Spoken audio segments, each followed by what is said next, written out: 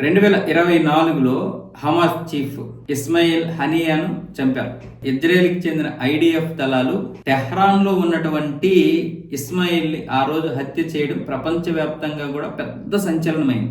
International news అంతా కూడా ఇదే, దాదాపు ఒక 2 రోజులు. అయితే దీని గురించి మన నితిన్ గడ్కరీ గారు ఒక పుస్తకావిష్కరణలో నిన్న ఈ విషయాలు చెప్పారు. నేను ఆ సమయంలో అక్కడే ఉన్నాను, టెహ్రాన్లోనే ఉన్నాను. ఎందుకంటే ఇరాన్ నూతన అధ్యక్షుడిగా మసూద్ పెజిస్కియాన్ ప్రమాణ స్వీకారం ఉంది. ఆ ప్రమాణ స్వీకారానికి నాకు ఆహ్వానం అందింది. నేను అక్కడికి వెళ్ళాను. అక్కడికి వెళ్ళినప్పుడు ఇస్మాయిల్ని కలిశాను. అలాగే మరికొంతమంది న్యాయమూర్తులతో ఆయన కలిసి అక్కడ మాట్లాడడం కూడా నేను చూశాను. ఆయనతో కూడా ఒక 2 నిమిషాలు మాట్లాడి వచ్చేసాను. ఆ కార్యక్రమం అయిపోయిన తర్వాత నేను హోటల్కి వచ్చాక తెల్లవారుజామున 4 గంటలకి ఇరాన్ రాయబారి నా దగ్గరికి వచ్చి మనం వెంటనే వెళ్ళిపోవాలి సార్ అని చెప్పాడు. ఎందుకంటే ఇలా ఇస్మాయిల్ ఎవరో చంపేశారు, ఎవరో కాదు ఇజ్రాయెల్ దళాలు చంపేశాయి అని నాకు చెప్పడంతో మేము అప్పటికప్పుడే హుటాహుటినైతే వచ్చేసాము అని చెప్తున్నారు ఆయన. నేను ఆ హత్య జరిగినప్పుడు అక్కడే ఉన్నాను.